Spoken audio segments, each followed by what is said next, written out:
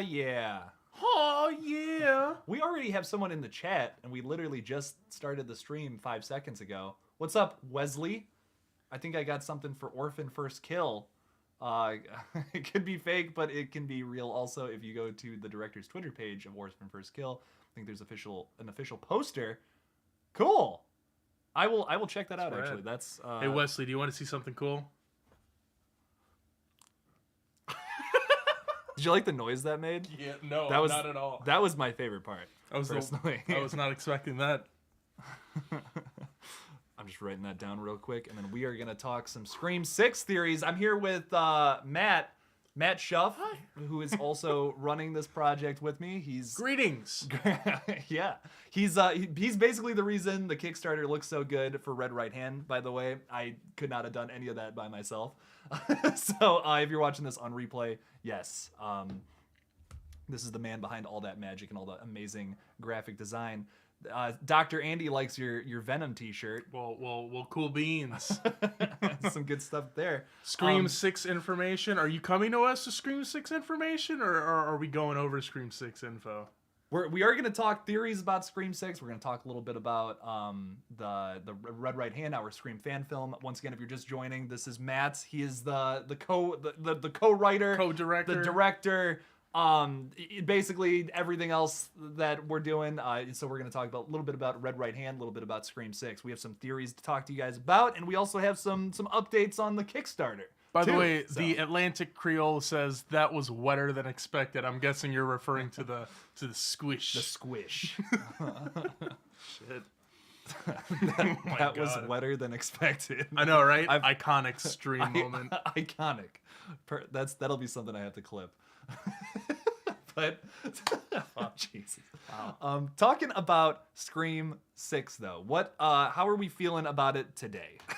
That's the big thing I want to hear from everybody. Who do we think we're bringing back for Scream 6? Legacy character wise, this is something I always like to bring up because it's fun to discuss.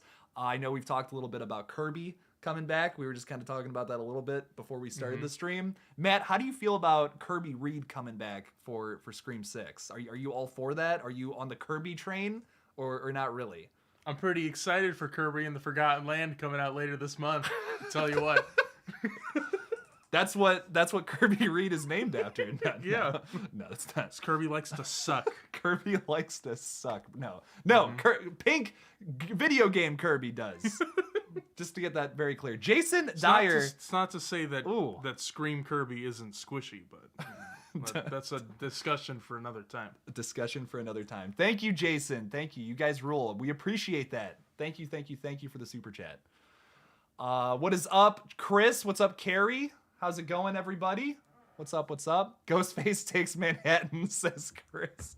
We literally that's another thing we were just talking about. Talking about how it's going to be in New York, because I guess they shoot a lot of New York stuff in Montreal, right? Yes. So in Montreal, they do film a lot of stuff that is, like the story itself is supposed to be in New York City, and it's way cheaper to film in Canada than it is in just New York City. So that is a theory. Or Cleveland. Yeah, a place that's actually in Ohio.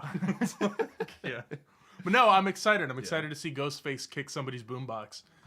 I think it'll be a great movie. Ghostface takes Manhattan. Bro, I want to see Ghostface punch a guy's head right off of his fucking shoulders. That'd be the coolest shit. After Ghostface takes like 100 punches from him, and then just boom right to the noggin. Noggin is my favorite word, by the way. In case anyone was wondering, that is the best word. Noggin is the best word out there. I thought your favorite word was upsetting.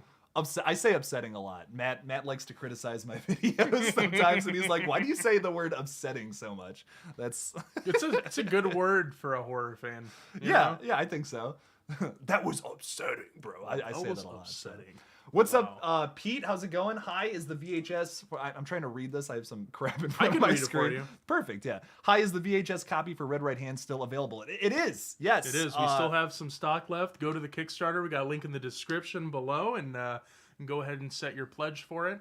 And yeah, that's another thing we wanted to talk about is the pledges are not final. So, like, if we don't get funded, you guys won't have that money taken out of your account. It won't happen until, like, you actually won't. None of your money will be taken out of your account until the day that it's funded. Yeah. If it gets funded, then you all get charged. If it doesn't get funded, you don't get charged anything. It's a big thing that I didn't realize until now. I'm like, oh, I should have been saying that. That's so like if any of you were on the fence about putting a pledge in, maybe you don't get paid until like a few days later or the end of the week. You can go and do it now, and you won't worry about it until the end of the month. Yeah.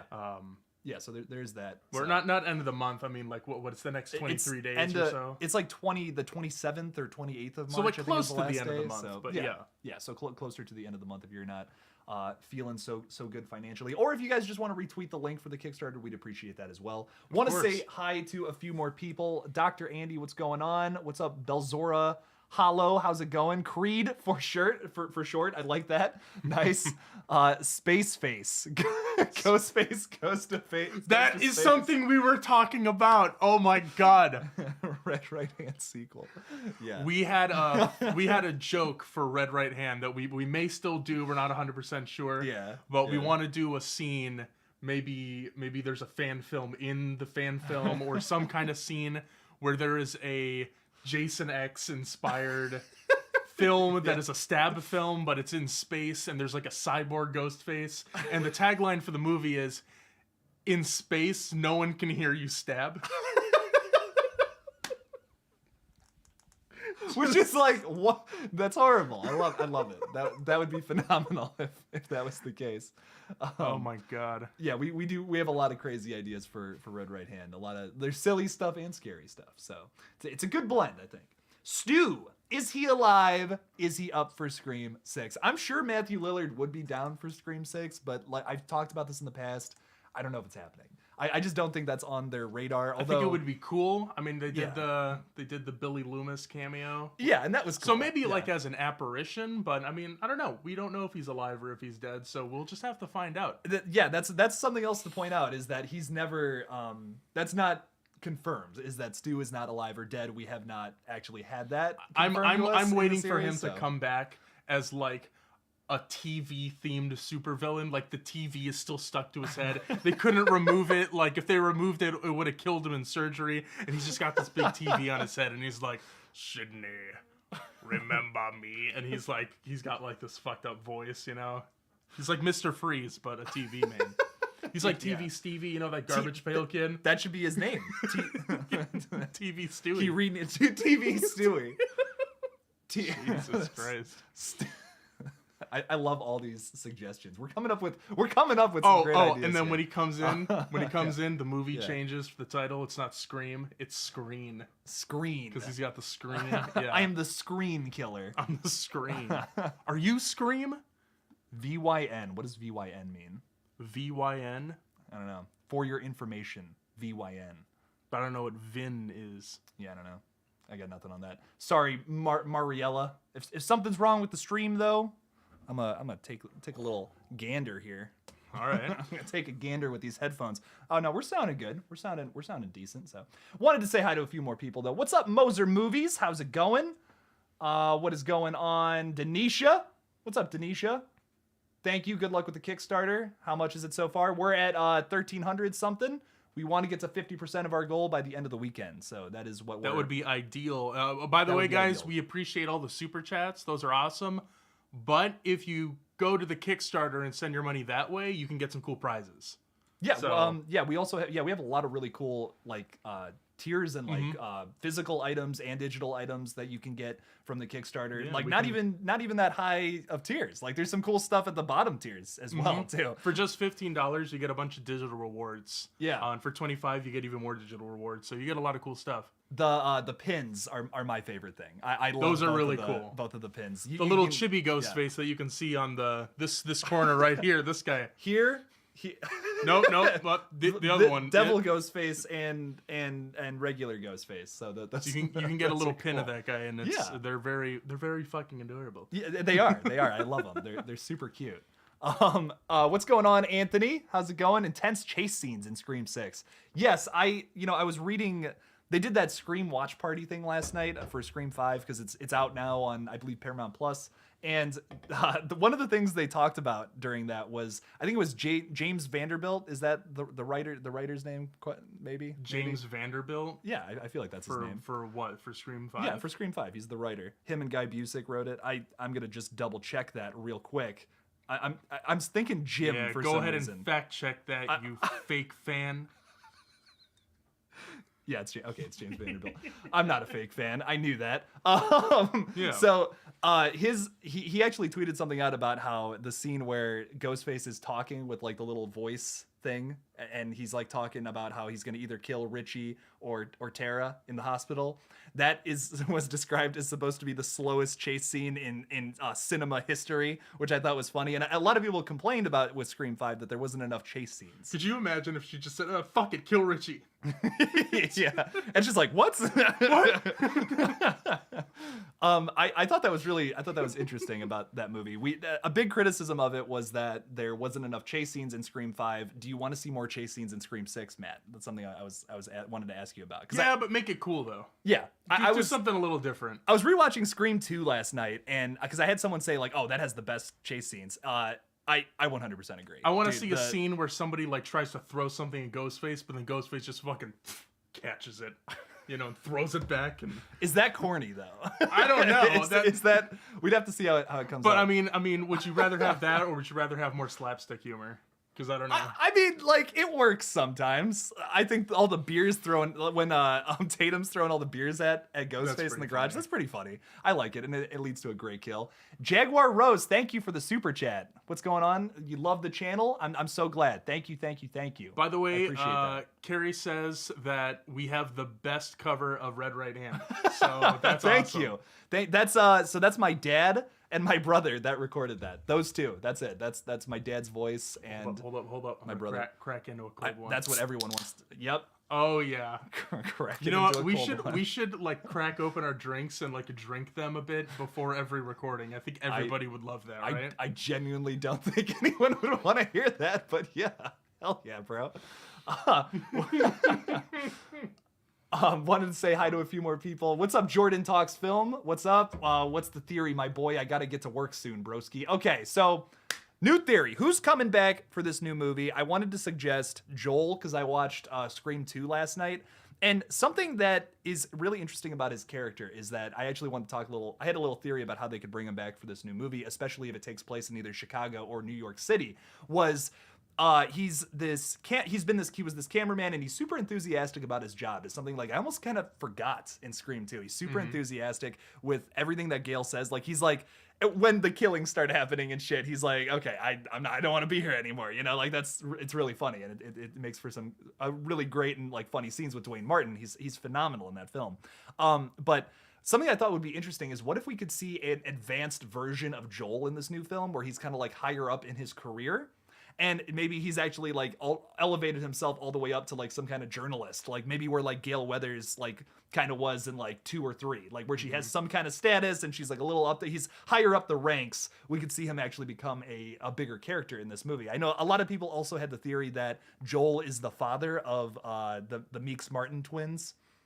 That was a theory out there as well. That it's not confirmed yet. So like if they're gonna bring Joel back, Dwayne Martin for this new movie, they'd have to do it. They could do it in any way. Yeah, but then wouldn't that imply then that he's related to Randy? Well, if he married his sister, technically, yeah, because Martha's the mom. So. I guess so. But also he was like, fuck this, I'm out in the middle of Scream 2, Yeah, and like how did Martha Meeks, who's like in Hollywood for the 3rd film, meet someone that was in Ohio primarily? Yeah, no, I get that. He's like, fuck this, yeah. I'm going to Cleveland where it's safe. I'm going to Cleveland where it's safe. Biggest mistake he ever made. There's a reason why he's never been seen since. That's so funny. Cleveland is a scary place. They should shoot a horror movie in Cleveland. They should. They should. It'd be a great idea. Moser Movies says, have you heard of Bed Rest with Melissa Barrera? I had an advanced screening the other day, and it's pretty good. I can't wait for the world to know about this movie. Was that at a film festival? I'm going to actually write that down because... Jake's seen something with Melissa Barrera, but not something I think we can discuss on stream. I have seen, Scream 5 with Melissa Barrera. Of course. Yes. Coop de Oof is in the chat. Hello. What's up? What's up, Coop de Oof? I love that name. It's a nice username. Coupe de Oeuf. I can't stop saying it. Pass the booth. What upcoming horror movies are on your watch list, asks Anthony. That's a great question, actually. There's something that comes out today on Hulu, if you guys have a Hulu subscription. Fresh. Have you heard of Fresh? Yes, I have heard of Fresh. Oh, okay. Yeah. Is that the one with Sebastian Stan? Yeah, Sebastian Stan is like he's creepy or something. He's like a creepy, like, like it looks like he's like a cannibal or something, or I don't know. That's kind of my guess like based he starts off of the talking trailer. to this girl, and then they're like on a date with her, and then he starts off kind of cool, but then it gets really, really creepy. So I'm excited to see what that one's all about. It looks like it's gonna be kind of a mystery. I might check that out then. I'm pumped. Yeah, I'm watching it at some point today. I might do a review today or tomorrow. I'm not sure. So I want to start doing more reviews on this page. That's something I realize I don't do enough of movies that are coming out. I cover I do a review of the big stuff, but I rarely have time to do some of the smaller movies, but I still want to talk about these. Like, I still watch them, I still get excited about them. I just can't find time to fit it into my schedule, unfortunately. I'm trying to change that though, Matt. I'm trying to change it. God, I'm intense about this. Jesus, yeah. Jake, calm down. I can't. But I still got to get around to watching the Texas Chainsaw Massacre, like the new one that came out of like a week ago, right? Yeah.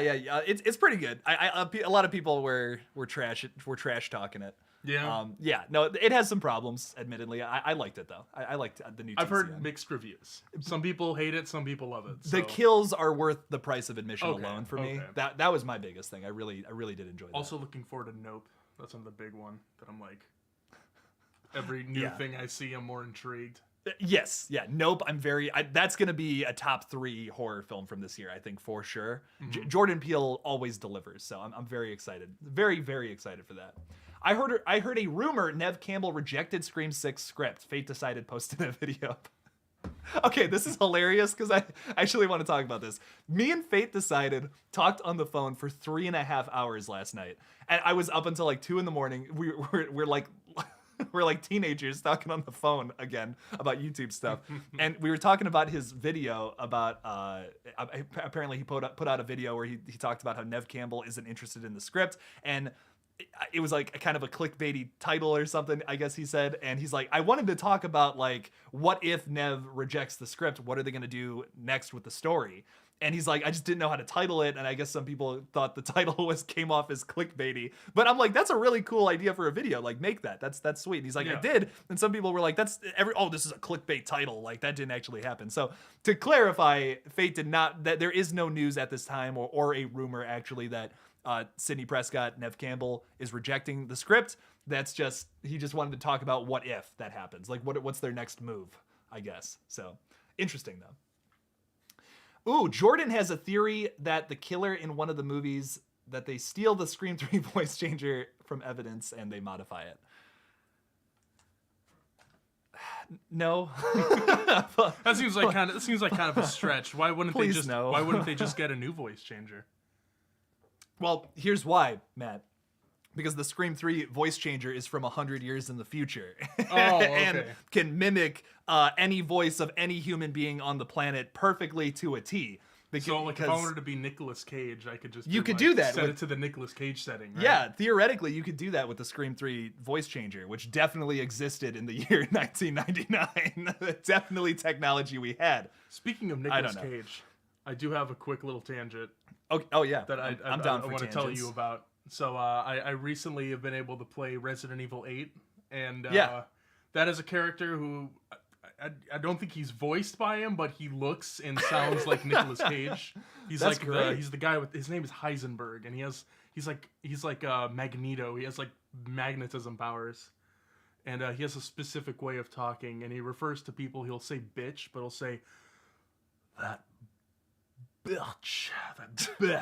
That's how he says it. He puts a lot of emphasis on the beat. Yeah, that's how Nick Cage says it. Bitch. Yeah. It's so funny. I don't know. I just wanted to mention that. When Nick Cage is screaming about testicles and Prisoners of the Ghostland, that's one of my favorite movies of all time. When his testicles explode. Yeah, when his you guys gotta watch Prisoners of the Ghostland if you have not seen that. Just phenomenal. Neve rejected Scream 6 to make a cameo in Red Right Hand. I don't know. Maybe that's the case. Dreaming Insomniacs is in the chat. What's going on? What's going on, Joe? How's it going? You guys should help get us to the $50,000 stretch goal, and we might get Neve Campbell in our movie. It might be pretty cool, actually. If we get $50,000, might get Fred Durst on our movie. I will get anybody if we get to that amount of money. I will work relentlessly to get to that point.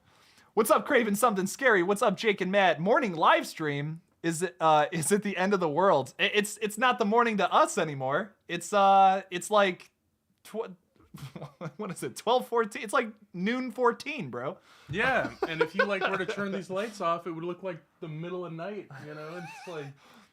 Yeah, we're actually in Australia where it's like 3 a.m. right now. So yeah, Jake needs his vitamin D.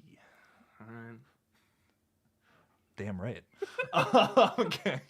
Oh my god. How much would it suck that Tara survived in Scream 5 in the opening scene, but then in Scream 6 she gets killed? I would hate it, but it would sort of be poetic. I see what you're saying there, but I feel like she's kind of like one of the main characters of Scream 5. You know what I mean? I feel like she's gonna be one of the new legacy characters. But then again, no one is safe. No one is safe with the radio silence behind the camera. I think. So anything could happen. Anyone could die. I don't think there's one thing or the other that's for sure gonna happen, or for sure gonna. There's not one person or character that's for sure gonna live through this next movie. I don't think. Maybe Sydney. They're not gonna kill Sydney. Dude, what if Ghostface comes back? That'd be nuts, bro. That's a great theory you got there. That'd be insane. Man. I think he might come back. That's crazy. I don't know, but I'm just saying. Jesus. Thank you. Okay, I do have a legitimate question. Thank you. Real quickly, I'm going to respond to Jason. Stu lives. Art the Clown is epic. Red right hand will be made. Some great comments you have made there, Jason. Stu lives. You know what? If more Matthew Lillard, I'm not going to complain about it. That would be sick. I'd be down for that. Art the Clown is one of my favorite new iconic horror villains, and maybe the scariest clown of all time in horror films. And I really hope Red Right Hand will be made. I agree, Jason. Thank you. Thank you for the super chat. I appreciate it. But what were you going to say? I'm sorry. Do you think there will be any differently shaped ghost faces in Scream 6? Dude, I hope so. That would be sick. That would be really... I almost said that would be 6. That would be sick, bro. Well, it would be 6. It's Scream 6. So you're not wrong.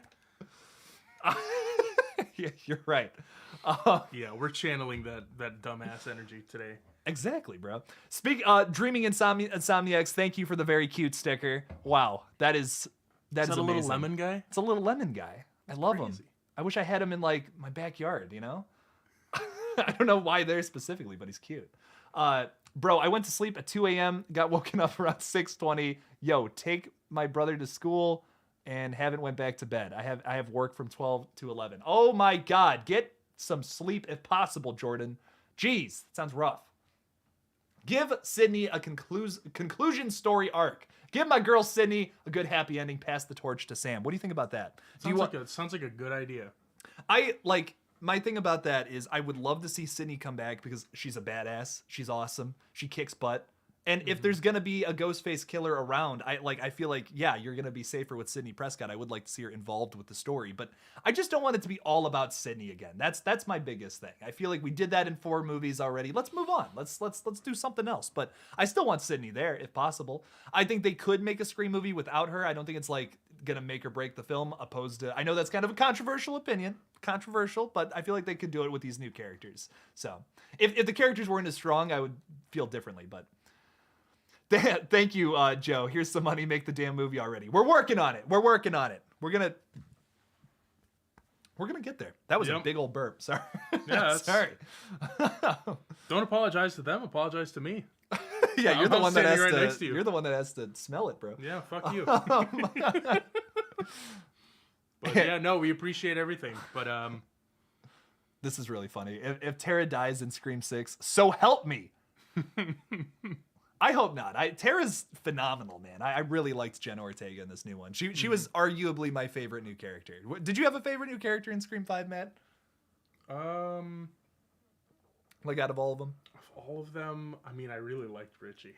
You really liked Richie? Hell yeah, dude. Richie was a great killer, man. Oh my God. He had some good charisma in that movie. Oh, yeah. Dude, Jack Quaid is 10 out of 10, man. Just one of my favorite new actors out there for sure. Have you ever seen Tragedy Girls? No. So he's in this other movie, and it's very similar to Scream, but not the same. And he's kind of like like he's just one of these like characters in this slasher flick, and it's also from like the killer's perspective, which is interesting. It's very similar to like Red Right Hand, but also very different. Like it's these two girls, they kill people in this town and they're trying to get famous, and it's really interesting. It's a good movie though. I really enjoy it. You got to check that one out. Speaking of Red Right Hand, Tragedy Girls. I never mentioned this, but we got an update on the exclusive poster art. Exclusive poster art. Holy shit. Oh, this is a live update for Red Right Hand, everybody. This is exciting. You can get one of these cool posters if you support us at a certain tier, by the way. The link for the Kickstarter is in the description below if you want to help us out. Do we have an updated version of what it looks like for everyone to see? Still work in progress, but we got all of the shading done on Ghostface. Nice. That looks really good, dude. We got shading coming up for Devil Ghostface soon, and we'll get colors soon enough, but I'll see if you can kind of, it's a little out of focus. Yeah. I don't know how well we can see that, but it's looking good. The shading's done. That is gonna be a sick poster when it's done, man. Devil Ghostface versus Ghostface. That would be sweet to see in a movie, right? Yeah, I would love to see that. Jeez. Support us on Kickstarter, and you might be able to see that. I don't know. So, good morning, everybody in the chat, by the way, if you're just coming in and you're confused as to who this man sitting next to me is. This is Matt Schuff, the co-writer, co-director, co-project runner of Red Right Hand. I do all the things that he doesn't do. He does all the technical stuff because I could never figure any of that out. So, without Matt, this would not happen. I am the project coordinator. You know what I mean? Yes, pretty much. I would not be able to do, but yes, get all this organized. And once again, just for all the new people that are coming in, any super chats that you give, we appreciate. All that money will be going towards the Kickstarter. However, if you donate directly on the Kickstarter, you'll be eligible for some rewards. If you donate over $5, you get your name in the credits. And you'll get a bunch of digital stuff. You can get some physical stuff at the higher reward tiers. Yeah. We have Ghostface pins. We have this poster that I showed before. You can get a full color version of that. It's a nice, what is it, 24 by 36? It's a big poster. Oh, yeah. Yeah, so, it's going to be sweet. That's the thing. That and the VHS I'm the most excited about, the VHS tape is going to be super cool. VHS, we're going to get some exclusive cover art for it. We're gonna make it look like an old 90s cover, and it's I'm so excited to make it. It's gonna have the green horror sticker and all that. Oh yeah, it's gonna look very cool. We might put some we might stick some bonus features on it too. Yes, exclusive bonus features. We already have some stuff from the last movie we haven't released yet, so we're gonna put that there as well. He's a god, he's a man, he's a ghost, he's a guru. Jason Dyer putting the lyrics to Red Right Hand. Thank you. Hell yeah, dude. Thank you. But hidden in his coat is a red right hand. That's such a banger, bro. Sorry. Sick Venom shirt, says Mad Max. You're getting a lot of love for that. Everybody likes my shirt. Everyone likes the Venom shirt, man. Did you like the latest Venom movie? I know that's not a little off topic. No, you didn't like it? No, not even remotely. It was fun. I honestly liked it more. It was very schlocky. It was very schlocky, yes. Yeah. It leaned a little more into the buddy comedy aspect that I feel like wasn't intentional with the first one. And that maybe detracted from how much I liked it. But overall, honestly though, Carnage is awesome. Woody Harrelson it was a fun, stupid movie, you know? Yeah. I didn't take it seriously. It wasn't any, like, I probably won't watch it again, but I enjoyed it. Same here. Yeah. I don't know. It's better than the first one. I feel like the first one's kind of a disaster, honestly. But I don't know. That's just my opinion. Hey guys, can't wait for Red Right Hand 2. If you're wondering why I'm doing this, I have a really dumb setup. Well, he's got a tripod right here in front of the chat, so it's kind of hard to see. So I can be the chat reader, you know. You can read the chat. If you see something interesting, some good questions about Scream 6, throw them at me. All right. Someone says terrible. Yeah. Terrible. Thank you for the criticism, Monster Stock. I appreciate Venom versus Carnage kind of reminds me of Red Right Hand, just a little bit. I hope that movie doesn't remind you of Red Right Hand. I hope that's not a reflection of that. But yes, I do see what you're talking about, though. It's like similar entities fighting each other. One might be stronger than the other. Kind of don't want to give anything. I don't want to say any further because I don't want to give any spoilers. It's a scary black goo monster versus a scary red goo monster. So it's like, you know. Yeah. The only difference is one of them has a tongue. One of them has a yeah, you're right. Yeah. One of them has Does Carriage have a tongue in the movie? I feel like yes. He usually doesn't have a tongue. That's usually the Venom thing. See, I watched it once. I can't remember. I honestly... I don't remember. I watched it like half asleep at midnight because we were about to go to No Way Home. I watched it right before I saw No Way Home because they're like, oh, you got to watch Venom, Let There Be Carnage because there's something about it that's going to be in the new movie. And not really. Nothing. Like, not at all. Not even which remotely. Is a shame, honestly. No one is even close to our boy Stu. He is his own energy. Yeah, Stu is one of the best Ghostface killers for sure, but I'm seeing a lot of people say Amber is Stu 2.0. I don't feel that at all. I feel like Amber is a very separate entity. She's a very different character. Yeah. She's not part of the Scooby Gang, you know? She's not Shaggy. She didn't play Shaggy in another movie, so that's the biggest thing I'm talking about. Right. She doesn't go Ultra Instinct like Shaggy does, so it's like she doesn't have any percentage of power that Shaggy has, so that's kind of the biggest difference between her and Matthew Lillard. No, I feel like Amber is definitely her own character. I don't know. She's much more like reserved and like a darker kind of character, but then like she kind of explodes into the psycho in the third act, which I really appreciate. And dude, her reveal in that movie, isn't that sick? Oh, she just whips a gun out. And kills Liv. Like, I am.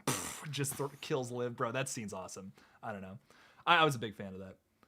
Carnage deserved a rated R, not a PG-13. I 100% agree. That movie suffered from that PG-13 rating. We needed a Deadpool-style Venom movie, I think, for sure. Scream 6 plot, terrible. Ha! You get a single ha from me for that joke. Scream reminds me of Among Us. Among Us reminds me of Scream. Is how I feel about that. Among Us came out first. What are you talking about? No, that's the point. Mrs. Loomis equals trash. Yes. 100% Did you know that Scream 2 takes place in Ohio? Like, dude, I can't believe that they made an entire state based off of Scream 2. Isn't that They crazy? created a whole 51st state for that movie. That's nuts. Shit, Scream 2 invented that. No way. Scream 2 invented Ohio. Dude, we live in Ohio. That's fucking weird. It's so strange, bro. Jason Dyer just coming in again with these super chats. Jason was also killing it on one of my other streams this week, and I just wanted to say thank you so much, Jason. You're single-handedly making this movie happen every single day. I really appreciate it, man. Oh, this is the greatest fun. You're going to love this. We got a surprise for you, Sydney. Yeah, you're going to love this one. It's a Scream, baby. Hold a second. I'll be right back. Yes, we got some great Stu lines there. I think honestly the best third act out of any of these movies is the first Scream. How do you feel about that? Like, what's the best third act, killer reveal, all that from all these movies? It's definitely not Scream 2. You know, I watched Scream 2 last night because I needed a refresher on it, and I really love that film. Like, it's great 90% of the way through, but it's like the Batman, apparently, that it just goes to shit right at the end. It doesn't go to shit. It's just the Riddler's a bit silly towards the end, which I didn't care for, which I had so many people criticize me on in my review, which I thought was funny. I was like, okay, we're down for the Riddler singing Ave Maria, like just a Batman randomly. It so does not fit in that film. But oh my God. My thing about Scream 2 is you get the Mickey reveal first. This is something I kind of forgot. I haven't seen Scream 2 in a minute. You get the Mickey Mouse reveal first, and honestly, they're setting it up. I own you, bitch. Hello, Sydney. Disney owns you. Disney owns you. You're gonna die. Oh my God. The best, honest to God, the thing that's really cool about Scream 2 is they're setting it up that there's gonna be two killers again. The whole movie, like there's little lines where it's like, oh, well, there's got to be two killers. They should have went with just one killer. Honestly, dude, Mickey should have been the only killer in that movie. And they reveal it to you that way, but then suddenly it's just like, oh, and Debbie Saltz, here she is. She just comes out of nowhere with Gale Weathers.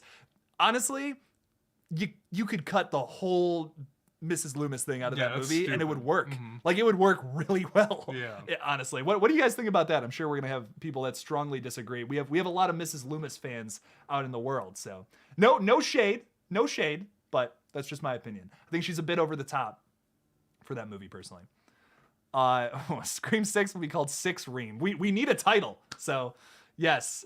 Six ring. That sounds dirty, doesn't it? Six ring. Yeah, it sounds like a sex act. Yeah. Yeah, it sounds kind of dirty. It's kind of weird. I don't know. It's like making a rim shot. Like that's a basketball thing, right? It sounds a rim shot. Yeah. Yeah. And my other thing about Scream 2, and then I'm going to say hi to some people, is that Mickey is such a perfect concept for a killer, and they just... Mrs. Loomis just shoots him in the face. Like, that's my other thing about the movie. He's a serial killer. Yeah. He was a serial killer before this, and then he just decided to don the ghost face mask to kill people for Mrs. Loomis. He's like, I was a serial killer before it was cool. Right.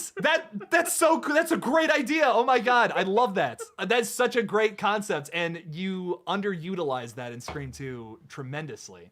I want to say hi to Jordan Crawford, I just mixed both the people I wanted to say hello to. Zoe Crawford, what's up? Man runs a great YouTube channel and just hit 1,000 subscribers. Massive shout out to him. Jordan talks film. Roman is the GOAT and Mickey is the GOAT. I love both characters. I just feel like Mickey is incredibly underutilized in Scream 2. You know what would be a cool film?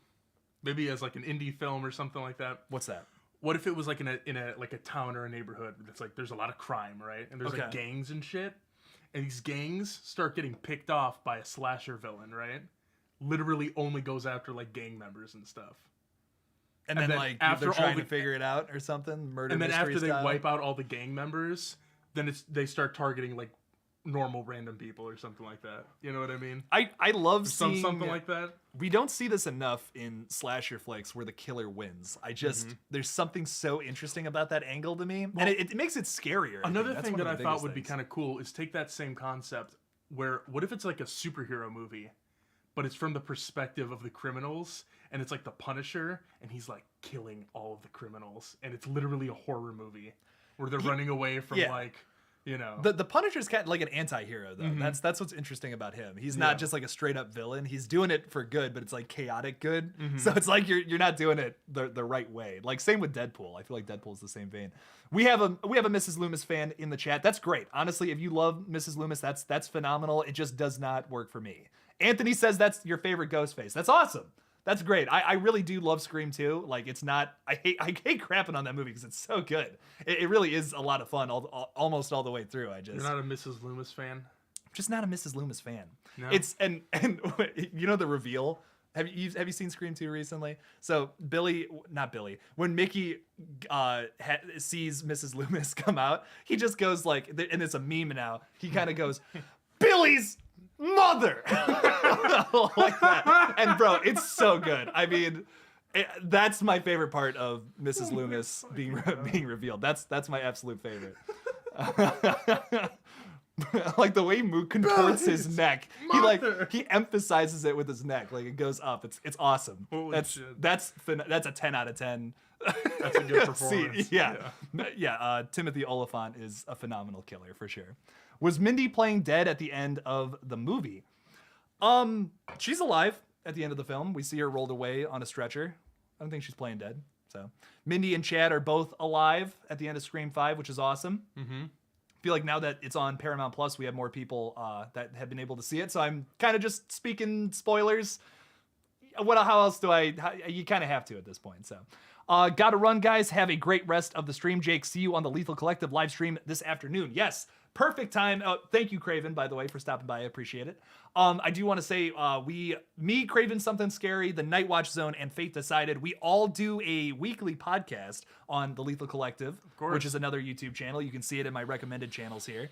And Matt here actually made all the designs for it. So, of course, yeah. Once again, if I didn't have this technical aspect, I don't know what I would do. So I appreciate it, Matt. Thank you for all the hard work you do for all the BS that I'm a part of. So absolutely. I appreciate it. Yes, so the Lethal Collective, all those horror channels that I just mentioned, we all get together every Friday and Monday, and we do a live stream talking about various horror topics, whatever's trending or some old thing from the past. Sometimes we just talked about a Chuck Norris horror film. Words are hard today, man. Nice, dude. A Chuck Norris horror film. That's say that 5 times fast. That's tough. So we are going live at 5 p.m. Central, 6 p.m. Eastern time today. And me and Matt are going to be fun doing some movie stuff today as well. So make sure to support that Red Right Hand on Kickstarter if you want to see a Scream fan film from the perspective of the killers. Speaking of the movie, do we want to transition at some point to like say maybe a Q&A or something about the movie? Oh, okay, real quickly though, I want to respond to this. Zanart says we don't come here for the Batman spoilers. Trust me, I spoiled nothing by saying that the Riddler was singing at one point. That does not spoil anything, my friend. That's pretty on brand for the Riddler if you know anything about Batman. That's all comics. I have said about it so far. Trust me, that's not a spoiler. Riddler's a weirdo. Yeah, the sky is blue, you know? I didn't spoil anything about that scene. There's things I could spoil from it, but I won't. No. And that's all I'm going to say about it. So what did you want? What were you suggesting? I'm so sorry. No, I was just suggesting totally at some point if you want to transition to talking about the movie, like more like maybe people could ask some questions, do a Q&A. Yes, absolutely. That'd be kind of fun. If you guys have any Red Right Hand questions for us or Scream 6 questions as well, I know we're interested in talking about both things. Please send them at us in the chat. We'll try to answer anything. By the way, I do have something that... I'm trying to read the chat. So, what's up? Well, there's something that you and me talked about a few days ago. I wonder if it would be appropriate to talk about on here. What's that? You remember that movie They can't hear us. Don't worry about it. Shh. Well, I'll just cover it completely.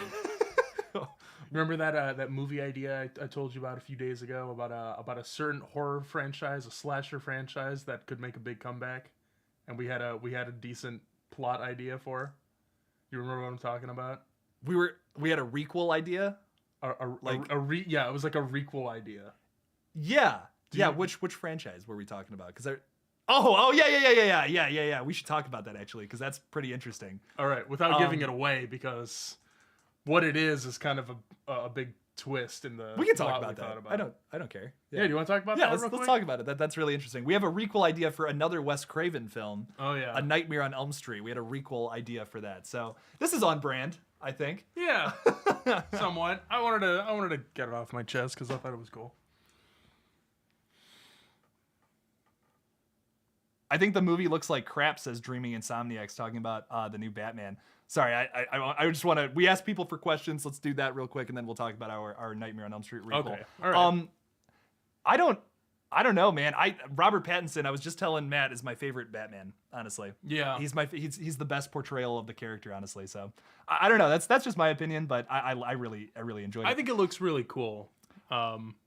Moser Movies asks a great question here. What are you filming on? We're filming on a bunch of different cameras. Oh, for yeah. Red Right Hand. That's kind of the point of the movie. Just be careful with that. Sorry. I don't want that to unplug. So I'll step back a little bit. Yeah. So something we're doing for Red Right Hand that's going to be really interesting is that when you see things from the perspective of the killers, they are filming all of the kills in the movie. But so it'll be on their YouTube budget cameras, you know what I mean? Yes, so we're purposefully going to use a crappy camera for that sequence, and by crappy, I mean we're going to use an old school VHS camera. And what we're going to do is, just like with VHS 94, this is a trick that I'm totally stealing from the filmmakers of that. I'm just going to be totally transparent with y'all. What they did was they filmed a lot of those segments on VHS. They made a bunch of copies, and they played through the entire things multiple times to deteriorate the film. Mm-hmm. And then they digitized it. So it has this naturally gross and candid, disgusting, gritty look to it. Yeah. It's not an effect, which is the big thing. It looks so much more natural that way. Well, because it is natural. Yes, exactly. Yeah. And we're going to be doing that with some scenes in Red Right Hand. The whole thing will be filmed like that. And it's going to be kind of cool too, because you'll see some found footage stuff that sometimes it's filmed with the really shitty VHS camera. Sometimes it's shot on an iPhone or like an old camcorder. It's going to be a bunch of things spliced together because they're. But then we also have really good cameras too. Your uncle, his uncle is actually the cinematographer and is that's his job. That's his job in real life. The guy films commercials. And Put it this way: for all the first-person stuff, we're going to use some different low-budget cameras. But for all of the third-person stuff, we're using an actual film camera. It's going to look really nice, and I'm really excited. We're working hard on making sure that the coloring and the lighting and everything is looking very cinematic and official, and I'm fucking excited for the final product. Yeah. It's going to be... There's a movie called... have you ever heard of Wreck? There's a movie in that series that is... Right Hand? Yes, there's a movie in that it's one of the sequels in that franchise that has a blend of found footage and like just regular style filmmaking. That's kind of what our goal is with Red Right Hand. It's going to be a mixture of both, but a lot less found footage, much more like your typical Scream cinematography. But whenever you get something from the perspective of the killers is when you get this gritty found footage look to it, which I think is going to be really cool and different. Will there be any red left hands? No. Absolutely not. There might be a blue left foot. But I don't know. I don't know. That might be giving away too much. That's blasphemy, honestly. I'm only down with the red right hands. Purple Ghostface on Scream 6. A purple Ghostface mask. That'd be cool. I'd be down for that. I like it. I really liked the chrome Ghostface. I was really hoping that we'd get more of that, honestly. I thought he was going to be a real like second Ghostface, but yeah, guess we're not ready for that yet. We're not ready for that. I would love some Ghostface variants in this new movie in Scream 6. As long as they don't do double Ghostface, that would be really creepy and strange and that was something we said about when we were making Red Right Hand. There was some bizarre similarities. There were some weird parallels between Scream 5 and our movie. Yeah. Things that we wrote before the movie's plot were known. Like we did the Stab 8 thing like as a joke. We were like, oh, that would be funny. Yeah. Hey, why not? And then that's a huge fucking aspect to this new Scream film, which is like that's bizarre. Would you like to see a Scream remake? No. This is a really good question though. I feel like this is a really good question. And in Scream 4, I feel like that is kind of the Scream remake. And I feel like that's why a lot of people don't like that film, which is understandable. But what's genius about it to me, about Wes Craven's last movie, is that you have this film within a film. That's kind of, and the opening scene kind of shows you that. I think if you did a remake that ignores all the previous canon, they couldn't comment on how this is a remake. You know what I mean? Exactly. It wouldn't make sense. But they did it in a way that can comment on crappy late thousands, early 2010s remakes. They comment on that in Scream 4 a lot by having characters be similar to the characters in 1996. Like Jill Roberts is essentially your Sidney Prescott stand-in. Trevor, the boyfriend, is Billy Loomis. We have the kid with the stupid kid with the camera. God, he annoys me so much. Mercer is his last name, and you're basically your Randy stand-in. My point is that you have all these characters in there, and it's supposed to be the crappy remake of Scream where they change the killer to Sidney Prescott.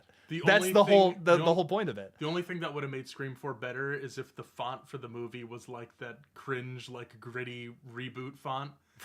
You know, like the ones that they use for pretty much every like slasher reboot at the time. Every Thousands reboot, yeah. There are a lot of good Thousands remakes, but not all of them. Yeah.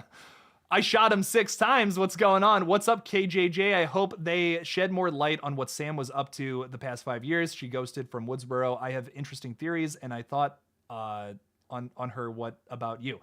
So that's a really good. That's something really interesting to talk about. We could dive more into Sam's backstory, like what has been going on for the past couple of years. She kind of talked about how after she ran away from home and all that, after she left home, she tried to get her hands on every drug she could possibly put in her body in Scream 5, which is like, I kind of want to see that dark side to Sam and her dealing with that. We also have this new side to Sam where she's dealing with like psychotic murderous urges, which I think would be interesting. I don't want to actually see her go to the dark side, if that makes sense, because I feel like that would just be redundant. I like the idea of her struggling with it though, and keeping it ambiguous about how they're gonna go with it. That's gonna create some really interesting stuff, I think. I mean, if she goes to the dark side, what's she gonna do? Wear a black robe and a mask?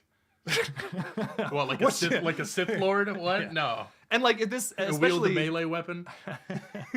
Especially if this movie is gonna focus on Sam too. Like you can't make her the killer, bro. It's gonna be weird. You know what I mean? Like Jill Roberts being the killer in Scream 4 works because she's not the focal point of the movie. Like she is of the remake of Scream happening within the movie, but the focal point of the film is mostly like Sidney Prescott and kind of Jill Roberts, but you don't follow her the whole time, which is why it makes sense that she could be Ghostface. And also, I don't think she did all the work personally, but we can debate that all day. I don't want a Scream remake, but I want a prequel though. I want to see more of Maureen Prescott's story. I feel like we could get that in a TV show or a scene in a movie, a flashback. So Maureen Prescott is technically the first kill. In Scream, it's never been shown to us. Yeah. That's Sydney's mother. I would love to see that fleshed out, and like Billy Loomis and Stu and Roman. Do you think they could do a Scream show that is like canon to the movies? It's rumored. It's rumored. It's rumored right now. Yeah, they're cool. developing a 4th season of the show, and it's rumored that it's going to have a tie-in to the actual movies. That'd be cool. I think it would be cool if they did some flashback stuff with Maureen Prescott, like Sydney's mom, and like you kind of tell that story. Because then you could tell us something about the past we didn't know that affects one of the future movies. I think that would be interesting. I don't know. I like the whole idea of going back to the past. There's something we missed, and then oh crap, we got to deal with the consequences of that now. So that's always an interesting concept. I think if you did a prequel, it would be haunting seeing the Ghostface costume just like in a Halloween store with no. Yeah. Like there's no history to it yet, you know? Exactly. Prequels are tough to make, though. I've talked about this a little bit on my channel, because you always know how they're going to end. Yeah. You can't really do anything Especially crazy. If you have like characters that show up in later movies and they're put in dangerous situations, you know they're not going to die. You know, so. And like, let's say we make a Scream prequel where Maureen Prescott is like the focus. You know what's going to happen at the end of the movie. But we could see a film where Billy Loomis and Stu Macher come back and they're the killers the whole time. What if we have a Scream prequel film that's from the perspective of Billy Loomis and Stu Macher, and you could have a young Sidney Prescott in there. You could have a young Tatum Riley. You could have all these characters before they were involved in anything. CG'd, like CGD'd. I hope not. It might be a little weird, but I don't know. It's something to talk about, though. I'm on the fence. I don't know. I'd be on the fence with something like that. I feel like a TV show would be the best way to do that, though, because then you could have like Neve Campbell appear in one episode. You know, nothing crazy. You could have her blaming Cotton Weary for doing the killings when it wasn't really him. I don't know. That would be cool to talk about, I think. What happens with Gale, says Mike.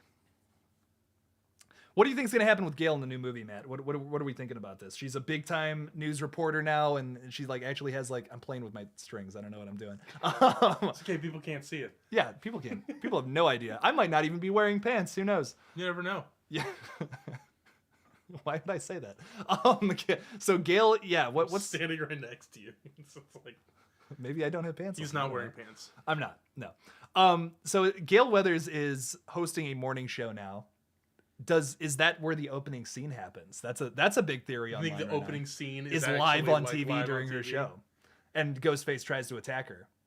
I really like that theory personally. It'd be kind of cool, actually. I would be so down for that. And then like that's an announcement to the world that there's Ghostface killings happening, you know? Like I just feel like that would be so cool. My only problem with that is that if Gale gets hurt at the very beginning or dies, I'm not going to be a fan of that.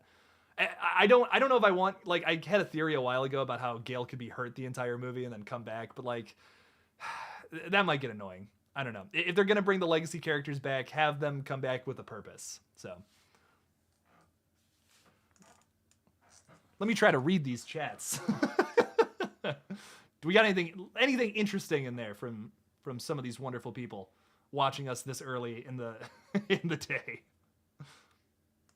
Well, I'm seeing someone's saying pretty much what we just said about the opening scene being Gale getting attacked by Ghostface on the air, which is cool. Thank you. I think someone's saying that they want to know about Gale's childhood, and it would be kind of interesting to know about people's like pasts and stuff. Yeah, you know, if we're gonna do another movie with the legacy characters, we could dive more into their backstories. My biggest thing, once again, I hate to sound like I'm reiterating this point over and over again, I just don't want it to be about Sidney Prescott and how the killer wants to kill her for whatever reason.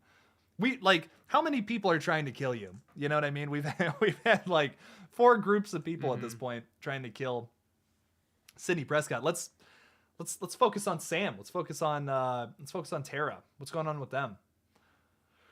Are we gonna meet her mother? Are we gonna meet their parents at some point in this? That would be interesting to me. Ghostface hacks the morning show stream. That would be cool.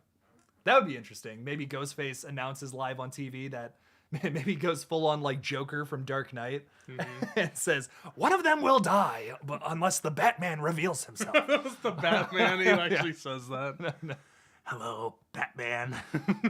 we're really focusing on I got Batman on the brain, so it's like it's tough not to relate everything to that. Ghostface is pretty much a Batman villain. Let's not kid ourselves here. Like, pretty much. Yeah, definitely. Sure. I want to know about Gail's I want to know about Gail's childhood. We talked about that. Hey, you know what? Two-Face, Clayface, Ghostface. Fuck it, you know? Apparently, I have not heard this yet. Apparently, another Easter egg of Kirby was that she went missing during the events of Scream 5. They bring her back. Would love to see it, but no opening kill. I don't want to see Kirby get killed, man. I don't know. That's my one worry about bringing her back. What if they bring Kirby back and kill her? Like, that would be so sad. They brought Judy back and they killed her, and I'm sure some people were upset about that. I think Judy killed it in this movie, though. She has one of my favorite lines of the entire film, where she's like, "I prefer musicals and animated films." That's so funny. So funny. Oh my god, Judy killed it in this new film. She was kind of like a red herring in Scream 4, so I was worried they were gonna make her the killer, which was like, don't do that. Don't make a red herring from the past randomly the killer. What if it's revealed in Scream 6 that Dewart is still alive and he's been the mastermind? There was 2 bodies in the hospital and only 1 body bag comes out. Yeah. Kind of sus. Did they just throw that the cop and Dewey in the same body bag to save space? We never see Dewey's dead body after that scene, right? No. So what if he's the Ghostface mastermind?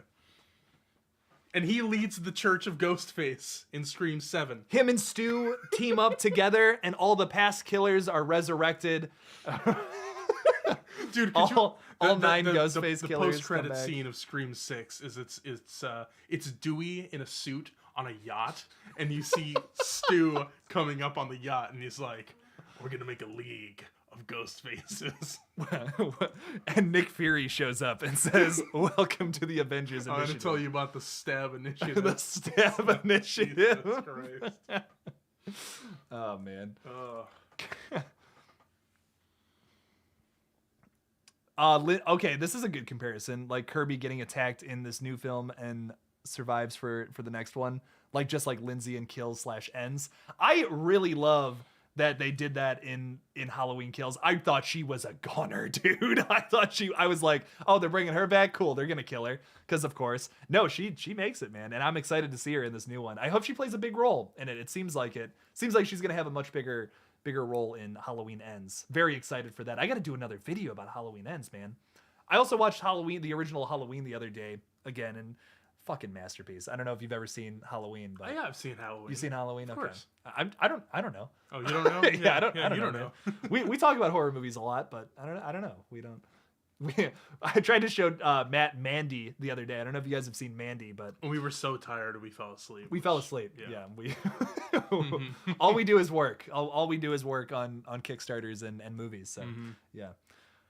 Kirby and Mindy versus 2 ghost faces. That'd be pretty sick. You'd have 2 badass, like nerdy horror chicks fighting ghost faces. That'd be pretty sweet. I would love to see 2 ghost faces on screen at the same time. Yes. Oh my God.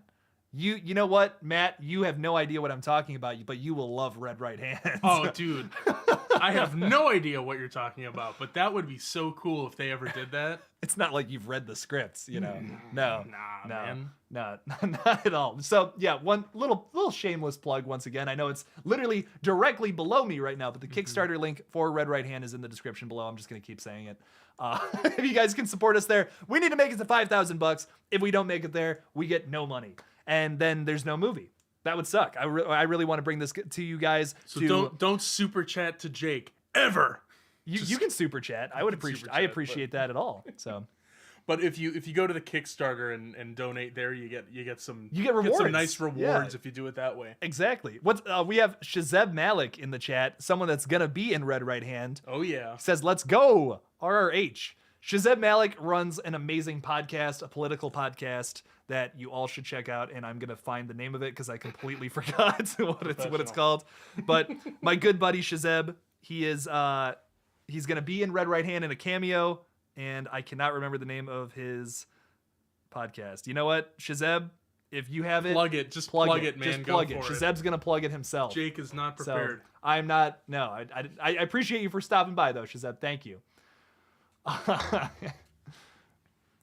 Read mine, broski. Also, good morning stream. I got a clock on in 9 minutes though. Thank you for coming though, Jordan. I appreciate it. Thank you for stopping by and saying hello. Belzora says Scream Resurrection. Yes, let's call Scream 6 that, because every single movie with the tagline Resurrection. I don't really like that. I think it should be Resurrections. I think that would be better. Because all 9 ghost faces are gonna come back. Oh yeah, for this movie. Oh, this is a great recommendation here. Did you enjoy the horror film 1408? Yes. Oh my God, like easily a top 10 Stephen King movie adaptation. So good. I don't know if you guys have seen 1408, but terrifying flick. Absolutely love it. Is it the guy from you like this show, The X-Files? It's the guy from Duchovny, David Duchovny. He's in that. Have you seen it? You said I thought you said you watched The X-Files. No? Oh, fuck me. Yeah, David Duchovny from The X-Files. Yeah. Fox. Yeah. What? Fox Mulder. Yes. Yeah. I'm gonna be honest. I always forget his name. I always remember Gillian Anderson, but I don't remember his name as often. I don't know. It doesn't roll off the tongue. I've seen like there's a movie, right? I feel like I've seen a movie, and that's all I've seen of the X-Files. Yes, there's a movie. It's called Fight for the Future, and it was released I think between season 5 and 6. I want to say. Okay. Because I've seen that. I don't remember 100%. That's what I've seen. But I think the movie came out in like 2000, right? Shazeb still didn't plug his podcast. He said the link to my podcast is ... which is hilarious. But yeah, so I don't know anything about the X-Files. I'm gonna be totally honest with you. Something I never. That is something you gotta. That is a thing you gotta. I would be so interested in it too, because I love aliens. I love anything related to that. I could watch alien stuff all day long. So it's cool because it's not just alien stuff. There's like weird viruses and shit. Yes. So I really do want to get into that at some point. I don't know. I've never seen Twin Peaks. That's something that I've heard a lot of people recommend to me. It's John Cusack in 1408. Okay, well, never mind. Forget I said anything about the X-Files. I haven't seen it in a long time, I'm going to be honest. But I do love that. The ending of 1408 is really terrifying, too. I won't spoil anything, but leaves you feeling horrified. So completely disregard everything I just said. Dreaming Insomniac says we got to do another pod soon. I would love to do that. I'm going to, as soon as I'm not working on a movie and I'm not trying to get a movie made like full time all the time, yeah, we'll do the podcast again, 100%. I did a few episodes of that, and we talked about random horror movies. I focused a lot on radio silence films. Those are all really good. I don't know if you listened to those. And me and Matt also did a podcast exclusively for Patreon for a while, but it seemed like there wasn't too big an interest in that, unfortunately. We were putting a lot of work into it. So I do a lot of cool stuff over on Patreon, though, too. I do a couple extra videos a month for everybody over there, and I'm thinking about reworking it a little bit soon, so. Jamie Black says The X-Files is the best TV show ever made. Hell yeah, bro. Hell yeah. I gotta check it out. I've always wanted to watch fantastic. it. So. Have you seen Evolution? I love Evolution. Such a good movie. Oh my God. Have you ever seen Evolution? It's this Ivan Reitman from he did Ghostbusters. He makes this movie in the early 2000s that's like a silly take on these like I can't remember if they're aliens or whatever, but they just keep evolving into like crazy monsters and shit through the whole movie, and it's silly, it's goofy, it's also a little scary. I don't know, it's a fun movie. It's a lot of fun. I'm curious now. That sounds cool. Really good film. Like just a really overall fun movie. It's one of my favorite like early thousands movies, honestly. I really love it. So what if in Scream 6 doesn't have Roger Jackson and tries what the first two seasons of the TV series did? That would be a massive mistake. Roger L. Jackson is Ghostface. I mean, he's the voice, you know? I mean, he doesn't play the character, but like he's the voice. So. He's the Robert Englund to Freddy Krueger. You know what I mean? Mm-hmm. Roger L. Jackson is Ghostface. That would be a massive shame. And Shazeb just spoiling stuff out here. Devil Ghostface kills me. Jeez. Y'all have no idea. Y'all have no idea what you're in for, so. It's okay, Jake. I'm just a John Cusack fan. That's awesome. We don't have enough John Cusack fans out there. Anything else we want to talk about regarding Red Right Hand? Matt. Red right hand. Does anybody else have any specific questions? Any questions about that we may or may not spoil here on the live stream? I don't know. Tookie Tookie Caw. Oh, actually, you know what? That. I like that. I don't know if you mentioned I'm a fan of those noises. I don't know if you mentioned this in your previous video or not, but one of our like little tier rewards for the Kickstarter, if you get a 25 plus tier reward, you can go to our Discord channels. Yeah. And you can get an opportunity to talk to the cast and crew directly. We'll have a live Q&A. You can ask them questions. You can talk to them. Yeah. We're going to have movie nights where we watch the movies on Discord together. We're going to have some game nights. We're going to play like Jackbox games, do some like horror trivia stuff. We're thinking about doing a game of Among Us with the entire cast and crew, which I think would be fun. I think that'd be awesome. Like it works with Scream stuff. So you guys will be able to see all that over there. We're also planning on running a bunch of tabletop RPGs, some horror ones. Oh, and a big physical item that you can get for the Red Right Hand Kickstarter is the game. We're making an entire game for the movie. Matt developed an entire role-playing game, an entire RPG for Red Right Hand. Like, it's based off of the movie and all that. It's really good too. It's really cool. We're gonna actually play a game of it eventually. Think of it kind of like a very light Dungeons and Dragons. You don't need to know anything about Dungeons and Dragons to play this. Yes. It's only about 5 to 6 pages long, so anybody can learn. All you need to play it are pens or pencils, some note cards, some 6-sided dice, and then the rules are just print and play. If you played like D&D before, similar stuff, it's just like a watered down, easier version of it, so you don't have to like write out all your stats and stuff. So, but it's all Scream themed. Yeah. So if you're a fan of if you like Dungeons and Dragons and you like Scream, this is like perfect combination. Yeah. And it's going to be exclusive to backers of the campaign for like the rest of the year until the movie comes out, and then I'll release it for free afterwards. But if you want to play it soon, Kickstarter's the only way to get your hands on it. And I'm really excited for people to check it out. Oh yeah. It's a really cool RPG. Make sure to check it out on the Kickstarter. The link is in the description below. Are you getting Matthew Lillard to cameo in Red Right Hands? I don't know. We're getting there might be a cameo though. Maybe. Yeah, if we can get enough money raised for the movie, then we'll just have to find out. We have something. We have a plan, but we definitely have gotta get the at least a few people planned. But we need some money for that to happen. Yep, totally serious too. I'm not messing with anybody. We're not fucking around. Yeah, we're not fucking around. We have someone from the movies that will be in Red Right Hand if you get us to a certain stretch goal. So. Yep.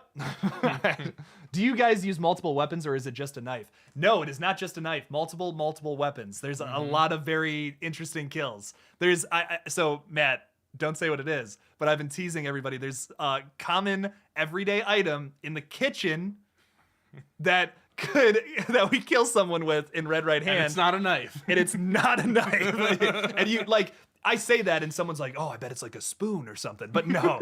Oh. Ghostface scoops your eyeballs out. Yeah. You have no idea. Like, it's the coolest kill in the movie. It's so cool. I can't wait to do it. We actually have a few kitchen appliance kills now that I think about it. There's 2 kills in a kitchen, but there's one that's like specifically based off of something you find in a kitchen, and it's really fucking cool. It's my favorite kill of the whole movie. No, I can't wait about to do it. There's like fucking 4. There's a lot of kitchen appliance kills. Not all of them are in kitchens. The one kill is not. There's a really cool knife kill though. There is one really cool knife kill that we're excited for. So lots of blood.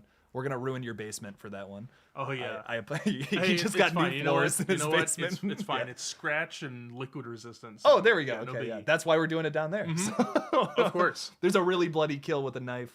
We're excited for a spatula, golden spatula. Good guess though. But Ghostface just you won't be able to guess it. Ghostface puts a bar of soap in a sock and he just goes, That would actually be kind of like a bag full of bricks. Hitting someone with that. That'd be a really cool kill in a horror film. That'd be really painful. Blunt trauma is underrated. Mm-hmm. I can't believe I just said that on the stream. Blunt trauma is underrated in horror films though. We always see like stabs or impales or something. Slicey things, yeah. But like, dude, a blunt force baseball bat to the head. Like, dude, that hurts. Have you ever seen like? I've gotten hit in the head with a baseball bat. I can. Have you ever seen films where people get like bashed in the head and like their head like gets dented or something like that? Like, yeah, that's disturbing. That's creepy. It's disturbing, man. It's good stuff. So, an egg beater. Like, I'm telling you, you won't guess it. That's the coolest thing about the kill. Let's just put it this way: there are a lot of things in the kitchen that can kill you. So, I mean, we'll just leave it up to your imagination. I don't like. I'm telling you, you won't guess it. Like, no one will guess it. One of these things is not something you would think of. You know? Yeah, you would not think of this at all, and it's like, oh my god, they're gonna kill somebody with that? That's so cool. Like, I mean, when you think of people, like, if you think of dangerous things in a kitchen, you'll think of like, okay, the stove, knives, and meat grinder, whatever. But no, I've been thinking about the logistics of doing this kill, and it's not even gonna be that hard compared to some of the other ones. But it's easily like the coolest kill in the whole. It's gonna be insane. So I'm so excited. I'm very excited. There's a lot of very creative kills. That was something we really strove for with this. We striven. We were trying really hard to make all the kills very creative and not just stab kills. That was a big thing about this script. Not every kill is a stab. Some of them are. A lot of them, more of them actually, are very creative and just in the vein of modern slashers where we have these creative deaths and I really want to talk about it, but fuck, man, that's just gonna be a big dude. I live stream every week on here, and people ask. I want to tell everyone just every single thing about it, but yeah, no. You also, I don't think this is not something you've seen in a horror flick before. Like, I'm seeing Jordan suggesting the garbage disposal. We've seen that in the last house. Mm-hmm. What the fuck is that movie? Garbage Day. Oh, Garbage Day is that's a great example of a weird just kill. Shot straight up. But it's like, it's a gun kill, but it's an interesting it's a funny gun kill. You know what I mean? Garbage Day. Have you ever seen a Silent Night, Deadly Night 2? Jake Boss, what's going on, Jake? I sometimes think about Rob Zombie directing a Scream movie and think about the creative kills. I'm not sure if it would be a good movie though. Yeah, I don't know about that either. Wow, Rob Zombie doing Scream. What would that look like? So the first 30 minutes of the movie would be the killer's backstory and how he grew up in in like a trailer park or something, and he had crappy parents that are like just swear for the entire 30 minutes. That would be the whole first act of the of Rob Zombie's Scream. That's so funny. I don't know about. I think if Rob Zombie did Scream, it would be a lot grittier. The characters would suck though. No, I love Rob Zombie, but he writes characters in a very strange way. Jojo Courts says, so Nev said that she has read the script for Scream 6 and she said she will do it if she's interested. Do you think she's lying? Because they are shooting this summer. Sounds like a white lie. That's actually a good question. Is that to build up hype for Scream 6? Like to say that she won't do it unless it's good and then she ends up doing it. So it's like, oh, the script must be good. Nev Campbell likes it. So I don't know. I mean, I think there's two sides to that. Like, yes, I think that she's probably doing it a little for the clouts and to say like, hey, this movie's going to be good. I accepted the script. Who isn't going to talk positively about their film before promoting it? But the biggest thing I feel like with that is she doesn't want Sydney to die. She really doesn't, because Sydney Prescott represents like surviving and overcoming trauma, and to kill her, I feel like would ruin all of that momentum. So I don't think she'll say yes to a script where Sydney Prescott dies, because that's not where the character should go. And I don't think that's what these guys have in mind anyways, but I don't think she would say yes to a script where Sydney dies. Personally. Do you want to give a hot take on that, Matthew? To be completely honest, I zoned out for most of that. Do you think Nev Campbell would say yes to a script where Sydney Prescott is like, yeah? Where Sydney Prescott dies, I mean. Would she say yes to a script with that? I don't think so, personally. I don't know. I feel like it would have to be a really fucking cool death. Like, it would have to be a fucking amazing script. Jordan, thanks for stopping by. We appreciate it. Yeah, it would have to be something, like, really out there. Because it depends on how attached she is to Scream right now. You know what I mean? Yeah. Like, if she's kind of getting sick of it, I could be like, yeah, kill me off. It's kind of like...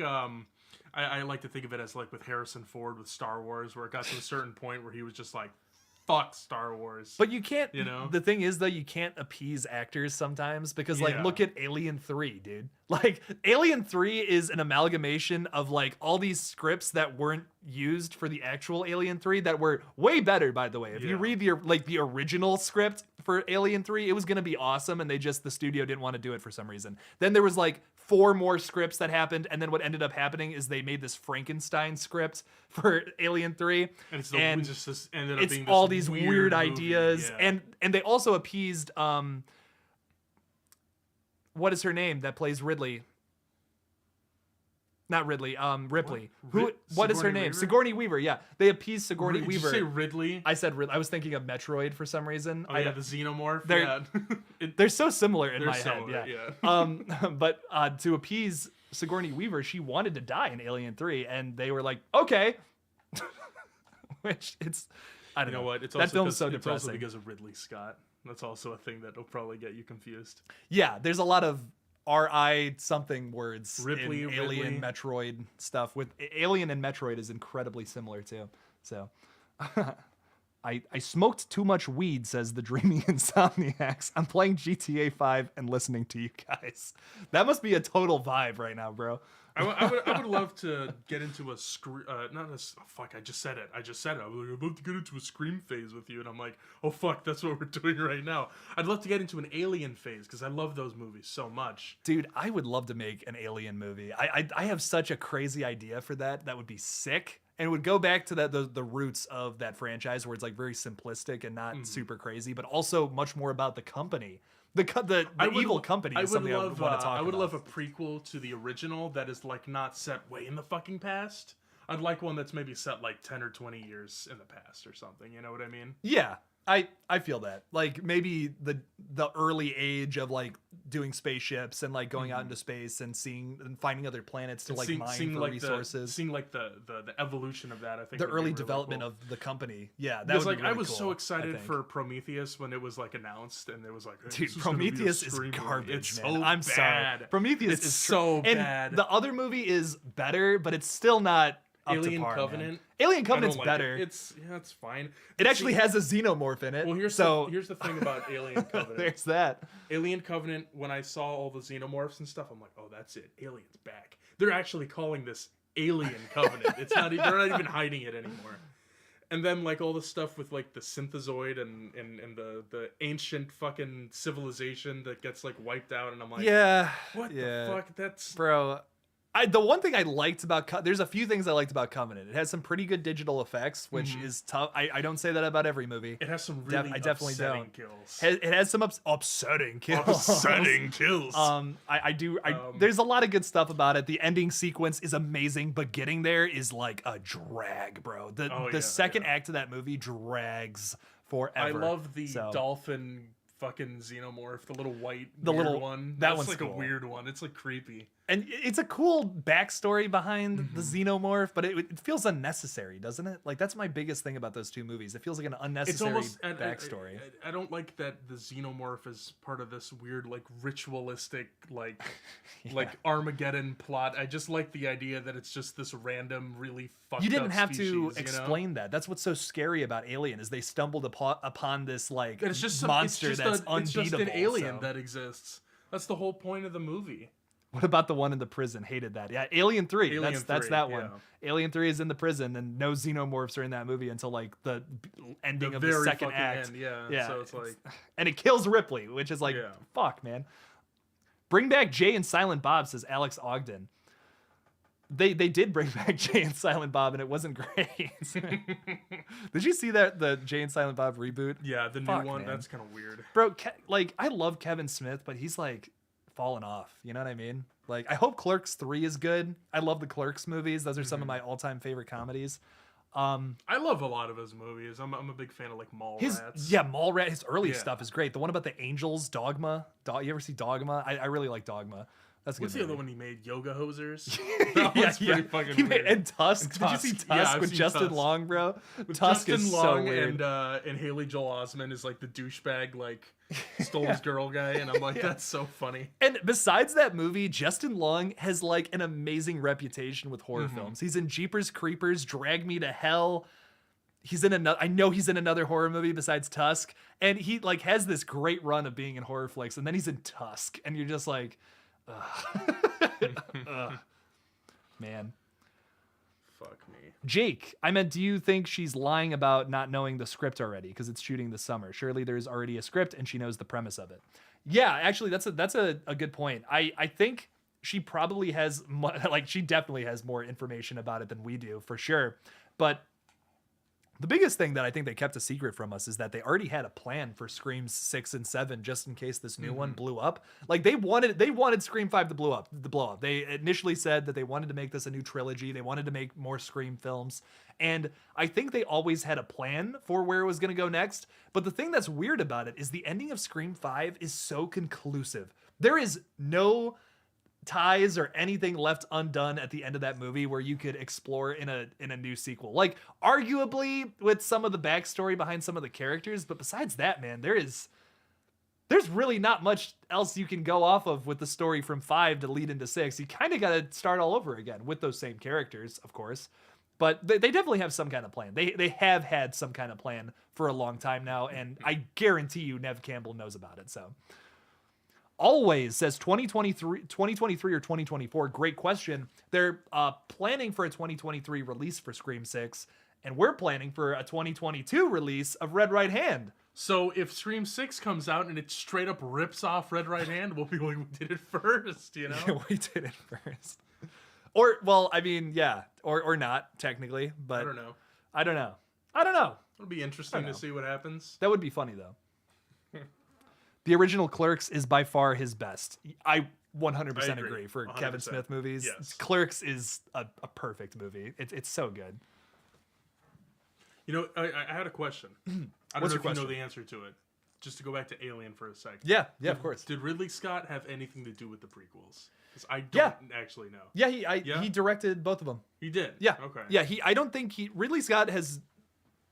I don't think he did anything with the other movies, to my knowledge. He might have been like a producer or something, but he didn't he didn't direct or write those movies. Like Aliens, Alien 3, and Resurrection. He had nothing to do. with those. He might have been a producer. I don't know that offhand. Oh, okay. But I know he wasn't like the creative force behind those movies. Okay. But I know he was for Prometheus and Alien Covenant. So I was kind of like wondering because like when I was watching Covenant, I noticed that the first like hour of the movie seems to be more in that like artsy direction, and that's Ridley Scott's style, man. Like that's kind of his vibe. Like the Blade Runner sequel. How that entire movie I think is great, but it's so depressing and so artsy that like nobody liked it at the movies, and like it got a shitty box office return. Yeah, that's how I feel about it. But I just Ridley Scott movies they're an acquired taste. They're an acquired taste. You have to find it's tough to get into them for sure. Keith says, dude, Batman was great, 8.5 out of 10. Nice. I too loved The Batman from Mr. Matt Reeves. Pretty damn good film. Matt has not seen it. He's a bigger Batman fan than I am, and he's very excited for it. We have to go see that at some point because we're gonna do a Batman marathon real soon. We gotta marathon all the movies. I have not seen some of them in a long time. Like it's been a minute since I saw them. And I think some of them he hasn't seen at all, right? I've seen all of them. I just haven't, like Batman and Robin, I haven't seen that since I was a kid. I know it's like one of the worst ones, but like I haven't seen that since I was a kid, dude. Have you ever seen Mask of the Phantasm? Because that's one of the ones. Oh, I haven't seen the animated ones. Animated ones? No. There's a few really totally good ones, different stories. We're going to watch some of those. I have seen all the live action ones for now I have, because we watched the Adam West Batman movie recently. Now I have seen all the live action ones, and that is... You want to talk about an acquired taste. Adam West Batman, bro. Adam West with a film budget for like 90 minutes. It felt like a fucking eternity. Thank God that narwhal was there to sacrifice itself for us. Or whatever the fuck. The whale that jumps in front of the torpedo in that movie. That's the funniest. Dude, another one. I had tears in my eyes. I was laughing so hard. One of my favorite things is Batman's trying to get rid of a bomb, and they're like at a bar, and Robin's like, oh, do we really have to get rid of the bomb? And he's like, Robin, they may be drinkers, but they're still people. Jesus Christ. Like, oh my God. Oh, and what's the one where he gets rid of the bomb and he jumps behind the girders? He says, is that from the movie or was that from the TV show? That's from the movie where he's behind the girders and he like says something to Robin, and we had to rewind it like 3 times. It was so funny.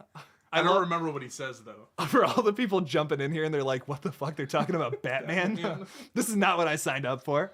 I love the Batman movies though so much. But everyone keeps. This is a good point. Damn, I typically don't care about any of the Batman movies, but the way everyone keeps talking it up, I might have to check it out. This is one worth seeing. This isn't just a great Batman film.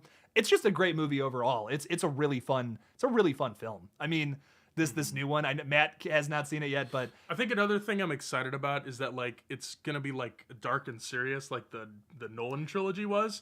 But Batman doesn't sound like, and I can actually take it seriously. Robert Pattinson does the voice perfectly. He whispers like this. Like that's how it's cool. It's like a cool voice. He doesn't go over the top with it. And to me, that's what Batman sounds like. It's apathetic, which is.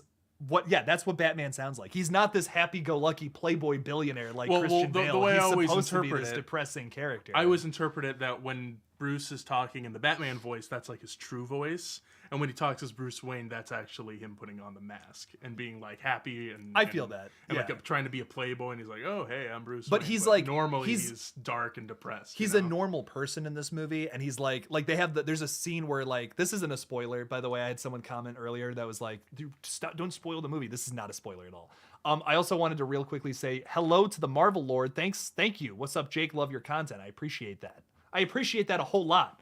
But in the Batman, there's this scene where like the mayor comes up to him and says like, "Oh, you know, the Wayne family has had this history of philanthropy, and you have done nothing." And he's so frustrated. You see the frustration in Robert Pattinson's face. Oh yeah, I am doing. He's doing a bunch of things, but he can't say what he's doing. He's doing more than anybody in all of Gotham. That was actually a really good trailer bit where she's like, that was in the trailer, You're right? not doing anything, and he just like smirks, and then it's a and sizzle reel of all it's the so Batman good. stuff. And there's so many moments. Robert Pattinson's phenomenal, so underrated. He's so much more than the Twilight guy. I hate when people just accredit him. Jose for that, here says thoughts on Mr. Freeze for the Batman 2. Well, I haven't seen the Batman yet, but I think that would be fucking awesome.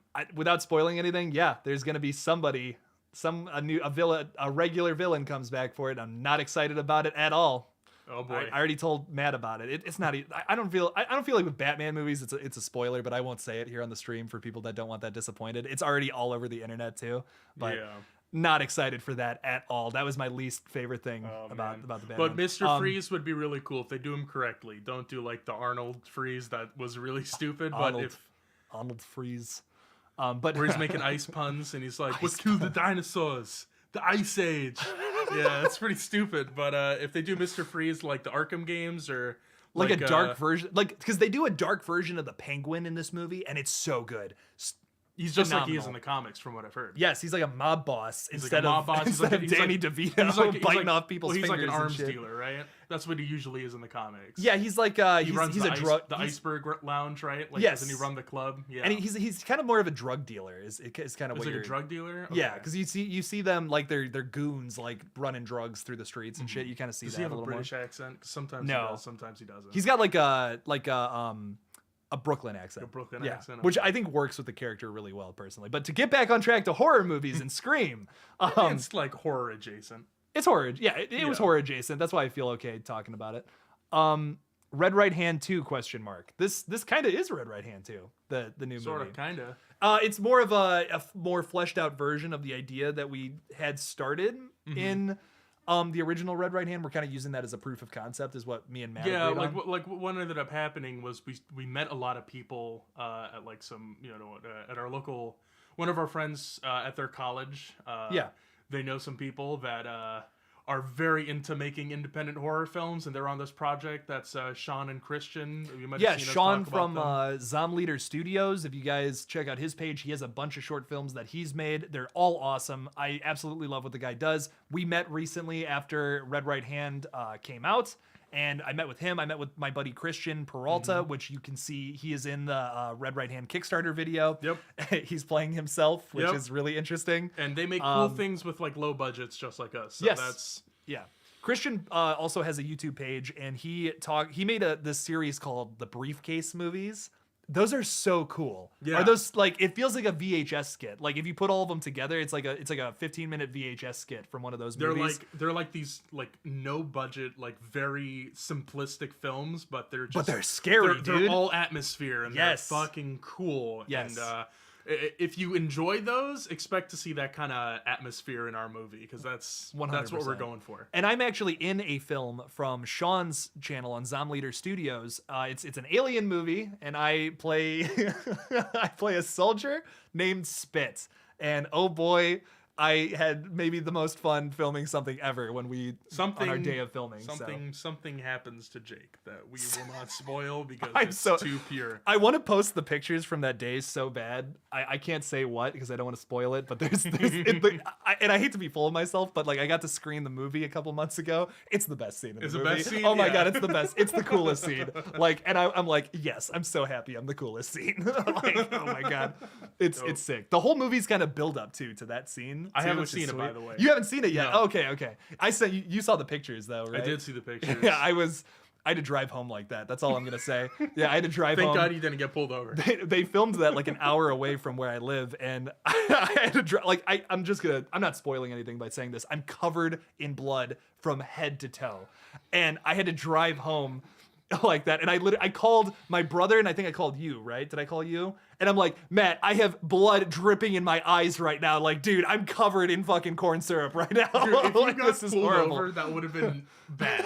I would have been fucked. What would I have said? This is fake, officer. I promise. This is fake blood. Hi from France. So disappointed to have missed the live. We're still talking. We've been going on for 90 minutes. Oh my god, this has just been so much fun.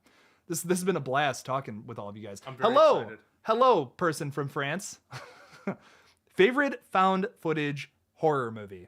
See, this answer changes a lot, Jose. But, man, I think my favorite is Wreck. Have you seen Wreck? We watched Wreck at your place, the zombie one in the apartment building. I thought when you mentioned Wreck earlier, and I thought you were saying like WRECK, and I'm like, I've never heard of this movie, and I'm like, oh, you mean REC, right? It stands for record. Like record, yeah. Yes. Yeah. That movie is so cool. Wasn't that good? So fucking cool, bro. It's nonstop from start to finish. I mean, oh my god. What the hell? I keep forgetting the name of it, but this is probably my favorite. What the fuck's it called? If you describe it to me, I'd like Grave found Encounters. footage. Grave Encounters. Grave Encounters is so favorite. good. That's my favorite found footage movie for sure. That's a really good one. That's up there for sure. That's top 10. Also, has to Jason be top 10. coming in with another 5 smackaroonies. Jason is just killing it, man. Do you think the Terrifier movies would benefit from being made by a major studio, or are they better as they are? Great question, Jason. Seriously, I have a whole rant about this. You've seen Terrifier or no? No, I have not. But Terrifier I know what it is. So Terrifier, I feel like, is so good because it's so gritty and because it was made on such a low budget. They made that film for $30,000, and they're making this new one for only like $200,000, I believe, or somewhere like 150, 200,000, somewhere in that range. And what's so great about those movies, opposed to everything else we have today, is we have a slasher franchise now that isn't so focused on commenting on something, some kind of social issue. I love movies like that. I've expressed how much I love movies like that, but sometimes it's good to get back to just a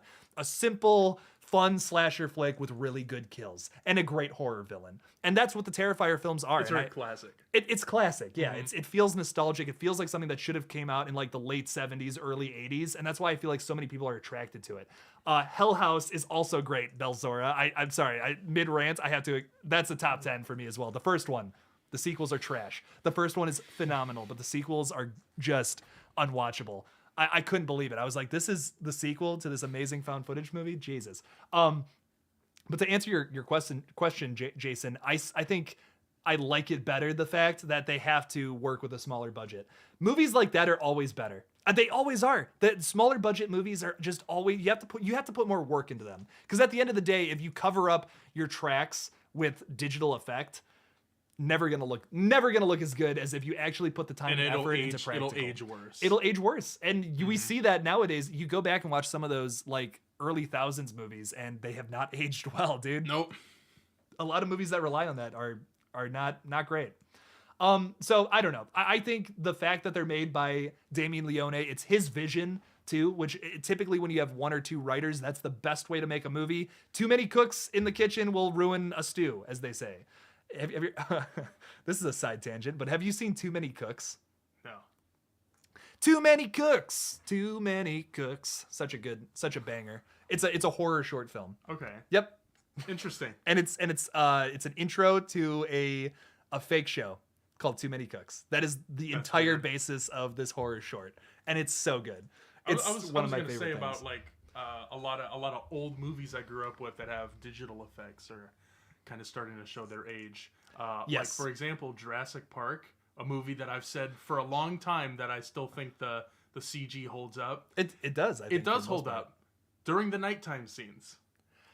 Certain scenes that are in good lighting, like the raptors in the kitchen. Yeah. Looking back, I'm like, it doesn't look as good as I remember it looking. But like the T-Rex at night in the rain, that still looks fantastic. Yeah. I will say this about Jurassic Park, though. For 1993, that looks that's fantastic. Amazing. Oh, yeah. For 2002, we have movies in that era, like the Final Destination sequels, and actually the first movie a little bit. Bro, the effects look so bad. Like, I love Final Destination 5, but the effects in that movie are trash. It's one of my favorite. It's my favorite Final Destination movie, the fifth one, but the effects just don't look good. Dude. I always like to refer to 1993 when you're looking at like the difference between a high and low budget, because you know what else came out in 1993? The original Mighty Morphin Power Rangers. Which was also a live action production that featured dinosaurs. They were robot dinosaurs, but they looked like shit compared to like, Jurassic Park. And then in 95 we got the Mighty Morphin Power Rangers movie, and that had CG robots, and it looks like garbage. It's insane. It's fucking wicked. That's gotta It's be wretched. Rough, it's pretty bad. Oh my god. Jason, another super chat from you. Thank you so much, Jason. I really appreciate it, man. Will Red Right Hand have Easter eggs? If so, from Scream only or other horror movies? Oh, fuck yeah. Fuck yeah. And will it have a hospital scene? So I want to answer all these questions because they're all great. There is multiple references to every single Scream film. We made a very fine point of that. There will be a reference to every single film. Something obscure, something in your face, sometimes in your face, but mostly background we're going to stuff. have a few like brick shitting moments where you see it and you're like, what the fuck? There's a few moments like that. Moments like that. But then another great kill from this movie, which I won't say the movie because I don't want to spoil it, because like there's one big kill from that movie and we're kind of mimicking it. It's both a movie reference and it's a don't say that. I know what you're gonna say. That's gonna spoil it. There's a kill in here. I can't even say what the other. I know you can't. You can't even say because if you say the other what it is. Yeah. Right. So there's a kill in Red Right Hand that is based off of another movie from the late 90s and the early 2000s. I'll give you a hint. That's your hint. And it's one of those kills that everyone knows about. Even if you haven't seen the movie, you're like, oh yeah, I know what this is. Yeah, that's from that movie. It's one of the most quotable movie scenes of all time. Okay, that's all we're gonna say, because if we go any further into it, we're gonna spoil it. But oh my, like when you hear the first line leading into that, you're gonna know exactly what we're referencing, and it's so funny. It's so fucking funny. This is a funnier kill, honestly, more than anything. But it's like it's so good, and it's also kind of a reference to the original Red Right Hand too. So I'm excited. For all of you hearing this, you're like, what the fuck are they talking about? But it'll be cool. It'll be really cool. It's gonna be worth the wait, man. That's all I'm gonna say. Aaron is in the chat. What's up? How's it going, Aaron Prohl? I appreciate you for stopping by and saying hello. I like the first 3 Final Destinations. After that, not so much. I honestly, all the Final Destination movies besides the 4th one I like. I think the first one's honestly one of the weakest films in the franchise. Yeah, like 2 and 5 are phenomenal, and then 3 is pretty good. The roller coaster thing scared the crap out of baby Jake. I did not want to go to Cedar Point or Universal Studios, any roller coaster. Did not want to do that for a long time. Now I do everything. Was the one with the guy who was like, I can't die. Like he's like, I'm cheating death all over the place, and then this fucking billboard falls on him at the end. Is that the 3rd one? No, is that the end of or the 2nd one? I feel like that's the one with the roller coaster. The roller coaster is the 3rd one. Yeah, okay. Which was the billboard? I thought the billboard was the first movie though. No, am I wrong? Isn't it the guy who's like? Because they're in France at the end of it. It's not France. He's like at a fair. It's like at a fair, and it's at nighttime. Ooh. And there's this guy who's like, I can't die. I keep cheating death. And as he's saying that, this billboard just falls on top of him, and it's super fucking funny. I can't. What movie is that from? I asking the chat. I need a lifeline here. I want to say it was like at a fair. So, mommy's calling you. My mother is calling me. Mama KillJoy. We're gonna answer this real quick. I might be in trouble. Hi, Mom. You're on a live stream, live on the KillJoy Jake channel. What do you have to say for yourself? Hello. It's a beautiful day outside. It is a beautiful day outside. How's it going? Good. I just wanted to know if you wanted a coffee. I would love a coffee, Mother. Thank you so much. I will be home shortly with a coffee. You enjoy your live stream. Thank you so much, Mom. I appreciate it. I hope everybody has a wonderful day. I hope everyone... did you hear that? Mama KillJoy is wishing you a wonderful day. So, thank you, Mom. I appreciate it. Love you. Love you too. You're the best. Aw, bye. Bye.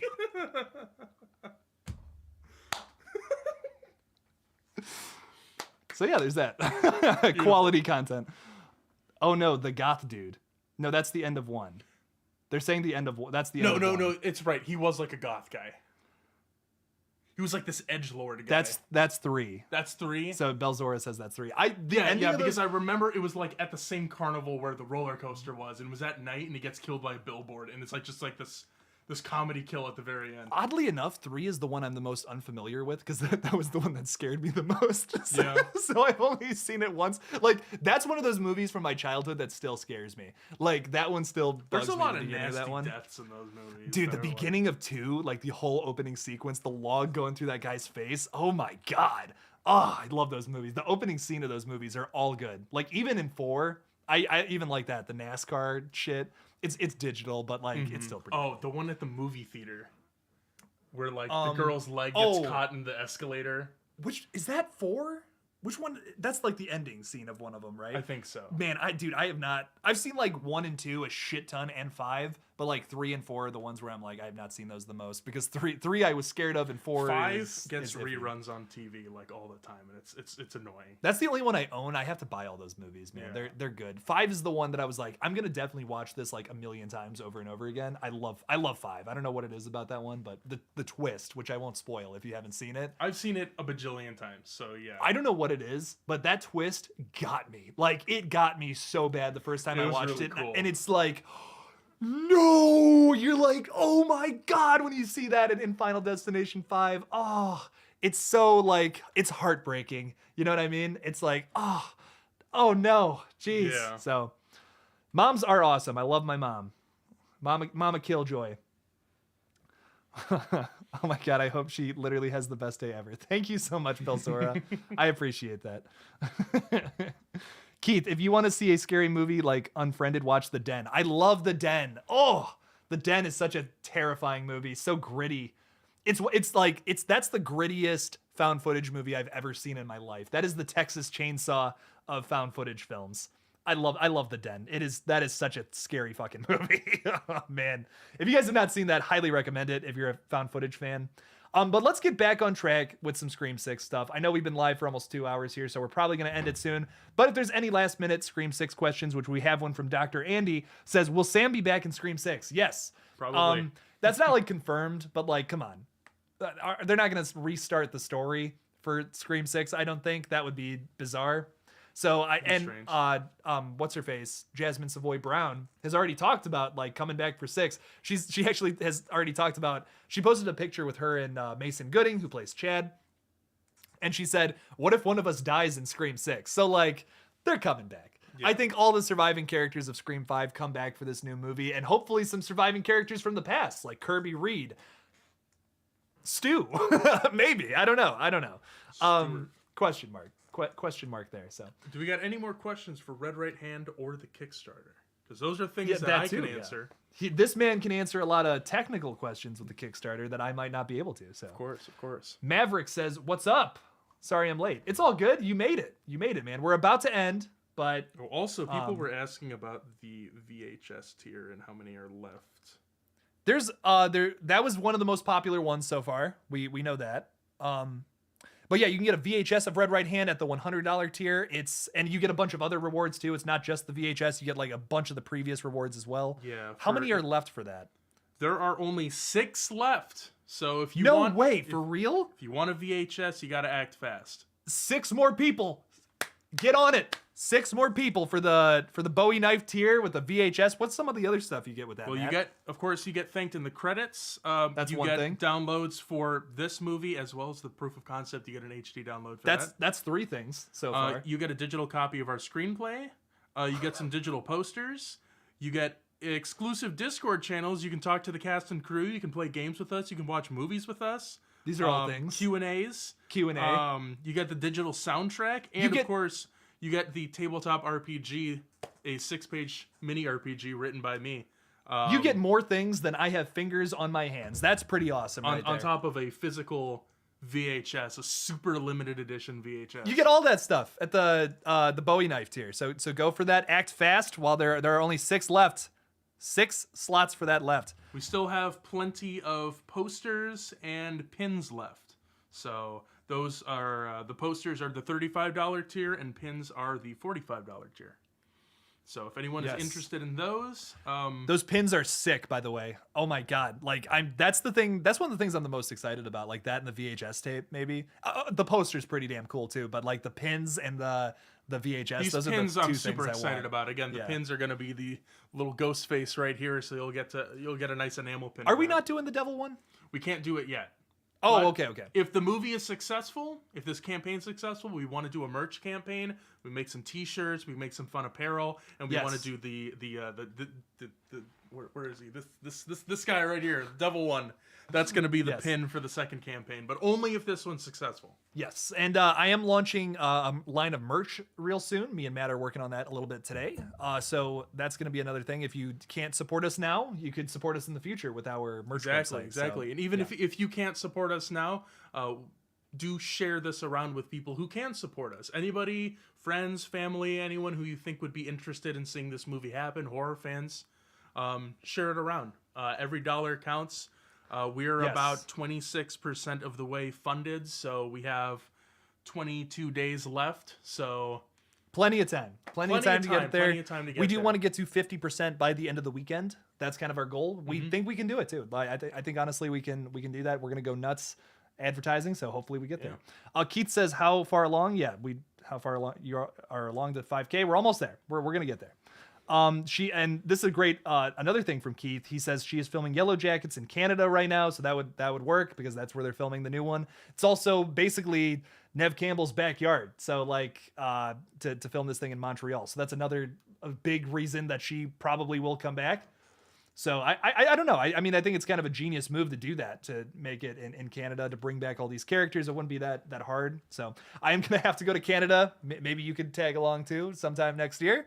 It's actually not that far away. It's right up. Dude, Montreal's not that far, bro. It's like, and you ever been to Niagara Falls? Yes. Gorgeous. Gorgeous. I would 100% I've done go the back full there. tourist experience there. I did it once when I was like 7 with my cousin. It was so cool. Oh, that's one of the most Dude, that's one of the things I'm the most excited about. That is like one of my about. favorite vacation memories. It was Niagara Falls.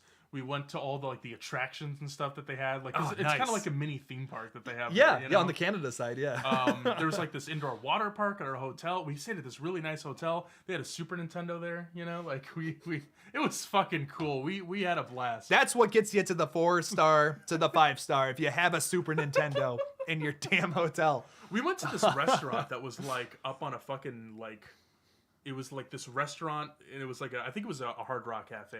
Thank you for stopping by, Dr. Andy. I appreciate it. There is a Hard Rock Cafe on the American side. It looks like the Seattle Space Needle, but it's ooh. But it's like the shape. It's like the shape of the Space Needle, but it's not actually, So okay, I've been to we're so off topic, but you know what? This is stupid, but I do want to talk about a few.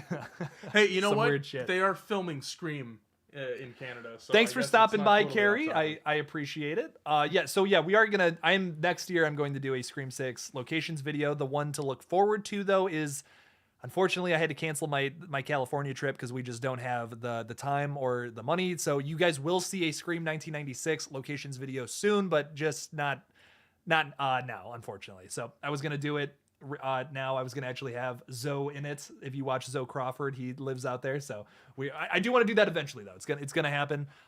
Maybe over the summer, I might have some time. So that's what I'm thinking about doing that. But we are doing a locations video for Halloween Ends later in the year. So that one for sure is happening, going down to Savannah, Georgia. I don't know who I'm going with yet. Maybe this guy. Maybe. Who knows? I've been to Georgia too, so that's... I haven't like stopped there and done anything. You know what I mean? Like I've driven through Georgia to get to like Florida. Do you want to know what happened to me in Georgia at the time I went? Is it something you can talk about on a live stream? Yes. Okay. It's kind of fucked up, but I mean, it's legal, you know, if that's what you're asking about. Yeah. Is it legal? So when I was like fucking like 6 years Thanks old. for stopping by, Keith. When I was like 6 years old, we went there to visit an aunt and uncle that I actually haven't seen them since then. So I don't know what's going on with them. Hello to Matt's aunt and uncle out there, out in Savannah, Georgia. But we went to visit them at their house, and we went on a trip, and we were going somewhere. I don't remember all the details, but we were in the middle of an intersection, and we got hit by a semi truck. And I think I might have told you about this. What? No, but we were driving. Holy crap. I remember it because the truck seemed so gigantic because I just saw the truck. Everything goes black, and then like it feels like seconds have passed. I'm woken up, intense pain in my face. Oh my god! I did not know this. There's a shard in the inside of my mouth.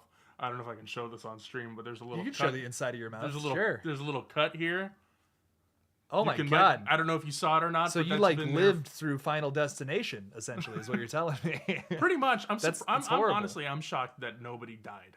That's nobody died. Jesus, dude, that's terrible, man. But I mean, I just remember waking up, seeing ambulances and fire trucks all over the place. And we got put in a stretcher, and like my mom, she like shielded me with her arm. She got this gigantic black bruise all over her arm. It was insane. Oh, it was nasty. I mean, it was all veiny and it looked crazy. And I was like, wow. I am so sorry. That's horrible, man. Oh my god. And the pain in my mouth was insane. But I don't know. That's kind of a dark memory. I don't know. I don't mean to bum anybody out, but. What a note to leave us on. But I did want to thank everybody for coming here. I just want to thank everybody who has supported the campaign, supported me on Patreon, or just watching my videos, watching our videos, our Kickstarter videos, whatever. I just appreciate it. I appreciate all you guys for supporting us.